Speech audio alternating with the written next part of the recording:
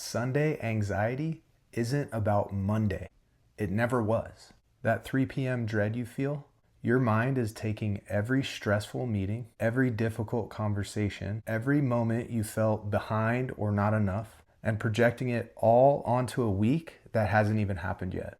You're not dreading the future. You're reliving the past dressed up as the future. And that's actually good news, because once you see it, you can work with it. Stay with me, because once you understand what's actually causing it, you'll start getting your Sundays back. That's what this episode's about. This is Practical Peace, where we take real, everyday challenges we all deal with, and we apply wisdom from the world's great spiritual traditions. Because the same insights keep appearing across different traditions, that's something worth paying attention to. We're in a series on finding peace at work, and today we're going deep on Sunday anxiety, what it actually is, where it's coming from, and how to move through it with a process I call the NAP method. Let's get into it. There's a lot of names for it. The Sunday blues, Sunday scaries, Sunday night dread. I know this one all too well. For years, every Sunday around 3 p.m. it would hit me. This lingering feeling I couldn't quite explain. The morning would be fine, but somewhere in the early afternoon, like clockwork, I'd start dreading Monday. I'd feel this kind of pull to retreat inward, stuck in my head, like I couldn't fully enjoy what was right in front of me, because part of me had already left for the week ahead. And it gets even worse when you start getting Slack messages, managers, other departments already starting their week. For a long time, I thought the problem was Monday, the workload, everything that I had to do. But that wasn't it. And when I started to understand where it was really coming from, the anxiety didn't go away immediately, but something inside shifted. And eventually I started to get my Sundays back. That's what I wanted to give you today. Now, if this is the kind of content you're looking for, that goes deeper than surface level, below even your feelings, into something solid underneath, subscribe so you don't miss out on what's coming next. Okay, so here's what Sunday anxiety actually looks like. It's not about Monday or your inbox or your boss that's been bugging you or your coworkers. It's fear. A Course in Miracles cuts right to it. It says, "Fear is not of the present, but only the past and future which do not exist." Read that again.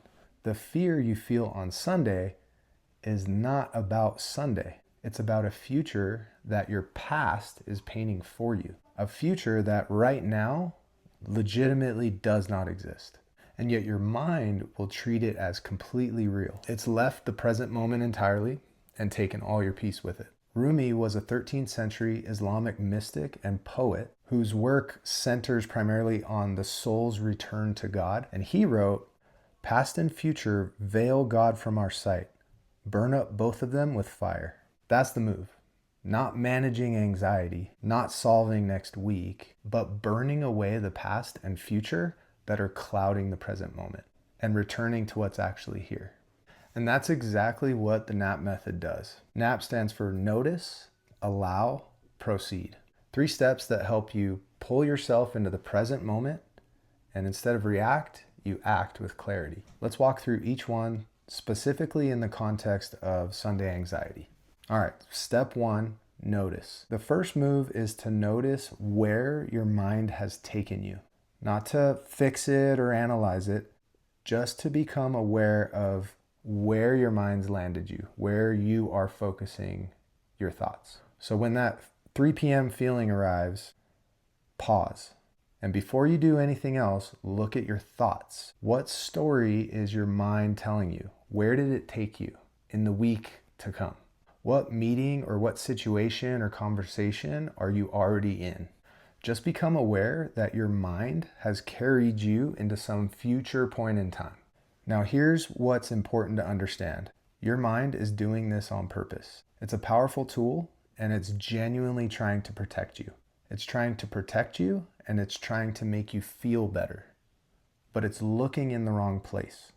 It thinks that if it can figure out next week, the anxiety will go away. But that's exactly what is causing your anxiety in the present moment. Eckhart Tolle puts this plainly. You can always cope with the present moment, but you cannot cope with something that is only a mind projection, You cannot cope with the future. So you're not suffering from next week. What you're suffering from is a mental projection in the future that you really can't do anything about. The problem is that your body's reacting to it like it's real. Tolle goes on to describe that gap in The Power of Now. He says, you are in the here and now while your mind is in the future. This creates an anxiety gap. And if you are identified with your mind and have lost touch with the power and simplicity of the now, that anxiety gap will be your constant companion. Your constant companion. That's exactly what Sunday anxiety is when it hits. Something that hangs on to you the whole day while your mind has already left for Monday.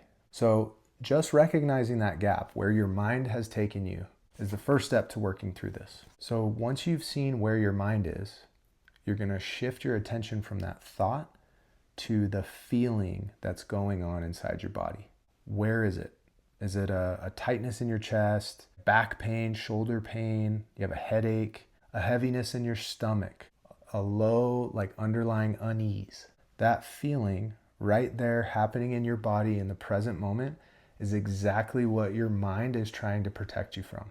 That's why your mind is going into the future, to help you feel better right now. That feeling is happening in the present moment, and that's where you want to bring your attention, is how am I feeling in this present moment? Because the present moment is the only place you can actually do anything. All right, step 2 is allow. Once you've noticed it, once you've shifted your attention to the feeling, allow it. Don't fight it.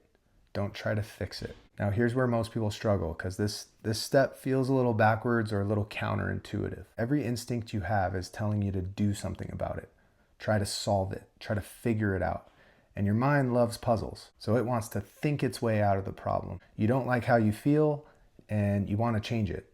And that's completely natural. Now, generally what we do when we feel something we don't want to feel is we resist it. In our last episode on overwhelm, we talked about how resisting it or forcing it keeps it in place. Hawkins put it simply, it is resistance that keeps the feeling going. So the moment you try to resist it and push it away or distract yourself or think your way out of the problem, it actually gives it more energy. The harder you fight it, the more this problem or this anxiety or this feeling controls you. So what do you do instead? You surrender it. Now again, this step is where most people struggle. Surrendering, people feel like they're giving up or they should just be apathetic to their situation. And that's not really what surrendering is. This is an active, intentional thing that you are doing where you're allowing something to be there, but you're not resigning to it, right? You're aware that you don't like the situation or the feeling that you're feeling, but you're actively letting it, allowing it to come up and be there. So really, the answer isn't more effort, it's relinquishing control. And usually that involves surrendering to something higher than yourself. Now here's where I'm going to lay out a few different sources that have some really cool quotes, and we can walk through what it's like to surrender. What I'm hoping is as you apply this to yourself and you maybe envision or hold that feeling that you're feeling inside, that you can allow yourself that space based on what these words are giving you. All right, now this one's from the Bible. Psalm 46:10 says, in just 7 words, be still and know that I am God. What's awesome about this Hebrew word for be still is that it doesn't just mean sit quietly. It means stop fighting, drop your hands, cease striving. It's a command to release your grip on the problem and trust that something greater is already at work. Now, Peter builds on this in 1 Peter 5:7. He says, cast all your anxiety on him because he cares for you. Cast, not gently set down. Like throw it, hand it over completely, lay it down. And Jesus gives the promise that follows when you do that in Matthew 11:28. Come to me, all you who are weary and burdened, and I will give you rest. For my yoke is easy and my burden is light. The burden you're carrying on a Sunday afternoon, the dread, the weight of a week that hasn't even happened yet, that is not yours to carry alone. When you stop trying to manage it through force or resistance, when you surrender it, what comes back is rest. Thomas Merton was a Trappist monk and one of the most widely read spiritual teachers in the 20th century. Someone who spent his life studying what it means to find peace in a noisy world. He described it simply: this is what we're here for. The business of totally surrendering to God. Not partially, not when it feels manageable or when you feel like it, but totally. And here's what becomes possible when you do. Hawkins noted it in his research. Positive feelings flow naturally when negative feelings are not in action. Nothing needs to be done to acquire positive feelings. They are part and parcel of our natural state. Think on that. Like, peace isn't something you get out here. Peace isn't something you manufacture. It's what's left when the resistance clears. When you allow it and let it go, what's underneath is peace. I want you to try this, because when you allow it to be there, you'll notice if you're putting all your attention in the present moment, that feeling that comes up, it starts to soften. The grip loosens. Space opens up. And what was always underneath begins to shine through.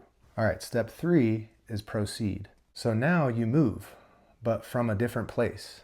Not from anxiety, but from the clarity that comes up when you stop feeding it. Once you allow those emotions and those negative feelings to come up and they dissipate, your thoughts will naturally change. You will naturally have different thoughts. Just think about it. If you're joyful right now, what type of thoughts are you having? You're not worried about tomorrow, right? You're having joyful thoughts. You're probably in the present. You're just kind of flowing. You're just there. So that's the goal, is to let it up and then proceed from there. Now, the question isn't, what do I need to get done? It's simpler than that. What's actually here right now that I can engage with? Not next week, not Monday, right now, Sunday afternoon. Maybe it's putting the phone down and going for a walk. Maybe it's being fully present with someone you love and giving them your full attention. Maybe it's cooking, maybe it's reading. Anything that returns your full attention to the present moment. Even if it's a mundane task, do it with all of your focused attention in the present moment. Merton wrote something that directly speaks to this. Peace is not something you must hope for in the future. Rather, it is a deepening of the present, and unless you look for it in the present, you will never find it. You're not going to find peace by solving next week before it arrives. You cannot fix something that hasn't happened yet, and you certainly can't find peace by dwelling in that mental space. You're going to find it by coming back to what's actually here, right in front of you. This walk, this meal, this conversation, this moment right here. And if those Slack messages are coming in, you have a choice. You don't have to respond right now. That boundary and that decision is a form of the work we're talking about. Make that decision for yourself. And when you return to what's actually here right in front of you, there's that shift. Better feelings arise naturally. Your thoughts begin to change on their own, and you start to see your Sunday differently. Not as a problem to manage, but as a day that belongs to you. That Sunday anxiety is real, and it's uncomfortable, and it can quietly steal some of your best hours of your week. But it's not a sign that something's wrong with you. It's actually your mind working specifically as it should. Your mind's just gotten away from you, and you have to be present to catch it and bring it back to the present moment. And you are in control of that. Your mind's living in a future that was built by the past instead of present in the moment right here. So notice where your mind has gone. Allow what's there without fighting it. Surrender to something greater than yourself, and then gently bring yourself back to right now and take decisive action with what's in front of you. And that's the work. It's simple, but it's certainly easier said than done. And the more you practice it, the more you flex that muscle of present moment awareness, the more your Sundays will start to feel like how they were meant to. A day of rest and not a preview of dread. Now this Sunday at 3 p.m. when that feeling starts to arise, don't run from it. Just pause. Notice where your mind has gone. Then bring yourself back to that feeling in your body. Remind yourself, this is the past talking, not the future. I am right here, right now. That one moment of awareness is where it all begins. Drop a comment and tell me, where does your mind take you on a Sunday? And what are you struggling with these days? I read every comment. It really helps shape the direction of the episodes to come. And if this gave you something useful today, subscribe. And if you know someone who would benefit from it, please share the video. There's a lot more coming and we get deeper on every episode. So I'm looking forward to it. Thanks.